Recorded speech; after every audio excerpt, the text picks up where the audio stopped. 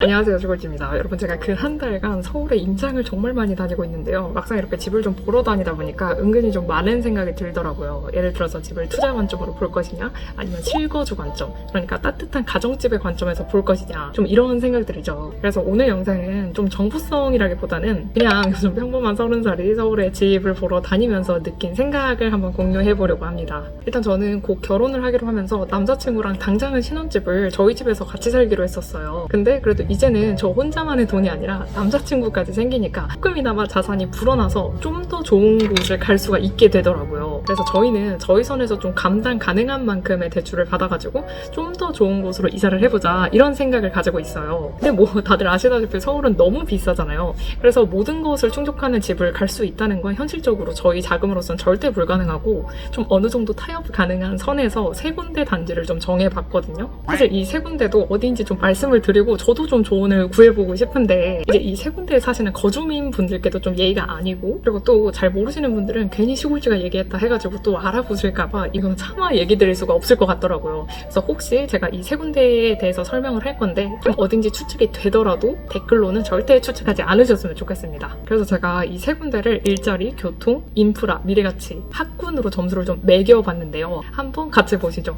먼저 첫 번째 아파트는요, 직주근접이라서 제일 먼저 갔던 곳인데, 근데 84는 이 동네에서 너무 비싸가지고 저희 예산으로는 5구도 이제 한 대출을 20% 정도 받아서 갈 수밖에 없더라고요. 그래도 나름 이 단지는 지하철이랑 한 700m 거리에 있고, 이 지하철만 타면은 저희 강남역까지 한 15분 정도밖에 안 걸리기 때문에 굉장히 좋은 위치에 있어요. 사실 지금 저희가 사는 곳은 저희 강남역까지 한 40분 정도 걸리거든요. 그래서 저희 입장에서 너무 좋은 곳이죠. 그리고 이 아파트 앞에는 또 공원도 크게 있고 상권도 좀 적당히 있어서 무난하게 살기가 너무 좋더라고요. 근데 단점이라고 한다면 이제 한 15년에서 20년 정도 된 아파트고, 앞으로의 호재도 딱히 없고, 그리고 학군도 막 엄청 좋은 편은 아니에요. 그래서 제가 점수를 좀 매겨봤는데, 일자리는 5점이고요. 왜냐면 강남이랑 인접하니까. 그리고 교통도 5점. 왜냐면 지하철도 좀 메이저 호선이고 자주 다니기 때문에 5점을 줬고요.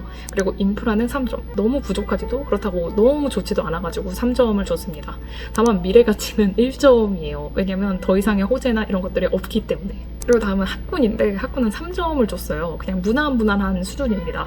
그래서 총 점수를 보면은 17점이에요. 그러면 두 번째 아파트도 한번 볼게요. 두 번째는 저희 수준에서 집값 대비 대출을 한 30% 정도는 내야 되고, 이제 부모님이랑 여러 어르신들이 한번 이사를 하면은 다시 또 이사를 하기가 어렵다, 그냥 조금이라도 무리해서 84를 가는 게 맞다라고 해가지고 이제 84를 보게 됐어요. 근데 아까 첫 번째 매물에서 84는 너무 비싸가지고 저희가 대출을 끼더라도 좀 부담스러운 금액이어서 갈 수가 없더라고요. 그래서 첫 번째는 5구를 보고 두 번째는 84를 봤습니다. 근데 이 두 번째 동네는 지하철로 이동을 한다는 것 자체가 조금 많이 어려운 동네예요. 이 아파트에서 지하철역까지는 한 3km 정도이기 때문에 사실 불가능하다고 봐야 되고, 대신 버스로 강남역까지는 한 20분에서 25분 정도 걸려요. 근데 문제는 이 버스라는 게 결코 장점은 아니라는 거. 특히 서울은 출퇴근 시간이 굉장히 많이 막히잖아요. 그래서 이 20분에서 25분을 믿을 수는 없다. 그러니까 사실 2번보다는 1번이 더 비싼 거겠죠. 그래도 다행인 거는 여기도 바로 앞에 공원이 좀 크게 있어가지고 주말에 나름 쉴 수 있는 곳들은 많아요. 근데 문제는 인프라가 정말 없다는 거. 그러니까 어느 정도로 없냐면, 식당도 정말 그 동네를 다 합치면 5개가 될까 말까 하는 정도? 물론 배달은 시켜 먹을 수 있는데, 이 상권이 잘 안 발달됐다는 말은 주말에 이 동네에서 할 게 없다는 거거든요. 그래서 이제 뭔가 밖에서 하려면 계속 다른 동네를 가줘야 된다는 그런 단점이 있어요. 다만 이제 여기를 보는 이유는 나중에 미래 가치가 좀 있다는 건데, 여기 근처에 한 10년 내로 지하철역도 생기고 또 주변이 계속 개발되고 있거든요. 직선상 거리로 봤을 때 강남과 또 거리가 가까워가지고 눈여겨보고 있기는 합니다. 그리고 학군은 평범하고요. 그래서 점수를 좀 보자면 일자리는 5점, 그리고 교통은 3점, 그리고 인프라는 1점입니다. 정말 그 정도로 식당도 학원도 모두 거의 없다는 거. 다만 미래가치는 3점 혹은 4점. 왜냐면 세 번째가 미래가치가 정말 엄청나거든요. 그리고 학군도 3점입니다. 그냥 평범해요. 그래서 여기는 총 15점에서 16점 정도로 볼 수 있을 것 같아요. 그럼 다음은 세 번째 매물인데, 사실 여기는 오늘 처음 갔다 온 곳이거든요. 근데 이제 주변에서 계속 여기가 좋다라는 얘기를 계속 들었었어요.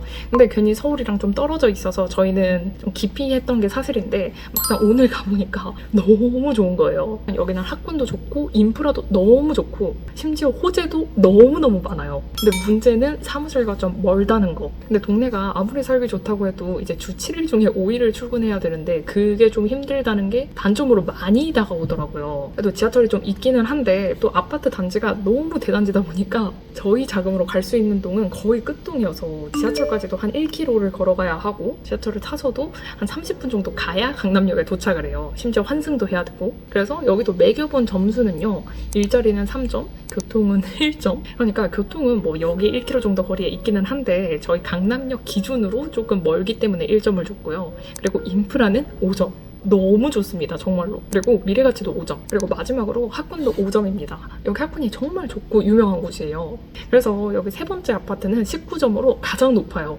사실 이렇게 세 군데를 보면은 점수가 가장 높은 세 번째를 가는 게 맞거든요. 주말이나 미래가치, 육아에 대해서도 너무 좋은 곳이고요. 근데 아침마다 출퇴근을 도대체 어떻게 감당할 것이냐, 이거에 대한 문제가 너무 크게 다가오는 거예요. 그래서 저희는 여기에 갭 투자를 하고 저희 직장 가까운 곳에 좀 월세를 살까도 생각을 해봤는데 강남권 월세는 49제곱 기준으로 최소 200만 원은 하거든요. 그러니까 넓은 평수가 아닌데도 최소 200만 원인 거예요. 근데 제 입장에서는 그러니까 뭐 제가 나중에 월 1억을 버는 날이 있어도 200만 원 월세는 너무 아까운 것 같거든요. 그러면 결국 경기권으로 내려가야 되는 거예요. 근데 이렇게 내 집을 다른 데에 따로 두고 이렇게 집을 투자 관점에서 복잡하게 바라보는 게 맞나? 열심히 돈 모아서 집을 샀는데 이 집은 다른 사람한테 빌려주고 왜 우리는 더 안 좋은 집에서 살아야 될까? 그래서 저는 주변에 그래도 저보다는 자산을 훨씬 일구신 분들께 1, 2, 3번 매물 중에 어디가 좋을까라고 좀 조언을 구해봤는데 다들 공통적으로 하시는 말씀이 실거주와 투자는 절대 분리해서 생각을 해야 된다라고 공통적으로 말씀을 하시는 거예요. 그리고 투자를 하려면 대출 20, 30%로 하는 게 아니라 적어도 받을 수 있는 만큼은 최대한 받아서 리스크 테이킹을 하라고 하시더라고요. 저희는 물론 투자 관점으로 보면은 이게 맞는데 서울에서 생활을 하려면 어쩔 수 없이 계속 자산은 늘려가야 이 생활을 유지를 할 수가 있더라고요. 안 그러면 밀려나니까. 그래서 최근에 이렇게 서울 강남권에서 생활을 하는 게 맞나? 이런 식으로 좀 생각이 정말 많이 들더라고요. 그러니까 예전에 제가 이제 삼성전자에 있었을 때는 주변에서 보이는 것들이 수원밖에 없었어요. 그리고 수원은 아무리 집값이 비싸다고 한들 이제 수원에서 광교가 제일 비싼데 광교라는 것도 84 기준으로 14억 정도 하거든요. 물론 저는 14억이 없지만 우리 회사 근처만 봐도 대단지 아파트인데도 84면 한 10억 아래로만 있어도 갈 수가 있었어요. 지금도 마찬가지고요. 그래서 사회초년생 시절에도 그래도 언젠가는 나도 돈을 열심히 모으고 내 미래 배우자도 돈을 열심히 모아서 저기는 갈 수 있지 않을까? 이런 식으로 좀 생각을 많이 했거든요. 근데 생활권이 강남이 되니까 집을 이런 실거주 관점에서 절대 바라볼 수 없고 무조건 투자의 관점에서만 바라봐야 되는 거예요. 일단 어느 정도의 괜찮은 교통과 일자리를 가진 곳은 너무나도 비싸고 또 그 상승률이 노동소득으로는 절대 따라가지 못하거든요. 물론 그만큼 인프라도 좋고 기회도 정말 많은데 막상 집을 좀 공격적으로 투자 관점에서 접근하고 싶지가 않은 거죠. 무섭기도 하고요. 근데 저희 친언니는 또 대전에 살거든요. 대전에서는 서울의 집값 그 반값 이상으로 집이 훨씬 저렴해서 막 이렇게 치열하게까지는 살지 않아도 돼요. 그러니까 물론 대전 사람들도 치열하게 살지만 서울 대비해서는 좀 더 여유 있게 살 수 있다는 거죠. 그래서 최근에 저희 친언니가 아기를 낳아가지고 제가 가끔 대전에 놀러 가는데 대전만 가면은 참 마음이 편안해지고 또 아기를 안으면 그 분 냄새가 나가지고 힐링하는 기분이 정말 많이 들더라고요. 근데 내가 서울에서 이 모든 걸 누릴 수 있을까? 대전처럼 그 넓은 집에서 그 아이와 함께 하는 시간을 만들 수 있을까? 비록 서울은 제가 선택한 거지만 막상 언젠가 육아를 생각해 봤을 때 이 복잡한 곳에서 이렇게 집을 투자의 목적으로 바라보면서 빚이라는 레버리지를 정말 많이 일으켜서 리스크를 감수하고 집을 사는 게 맞나? 이런 혼란이 드는 요즘입니다. 여러분 제가 말하다 보니까 오늘 영상의 흐름이 굉장히 혼란스러웠죠. 그리고 뭔가 배우거나 느낀 점도 오늘은 없을 것 같고요. 근데 저랑 제 주변은 20대 때의 주된 고민이 커리어밖에 없었거든요. 근데 30대부터는 이제 주변에서 슬슬 결혼을 하고 애를 낳고 가정에 집중하는 모습들을 보니까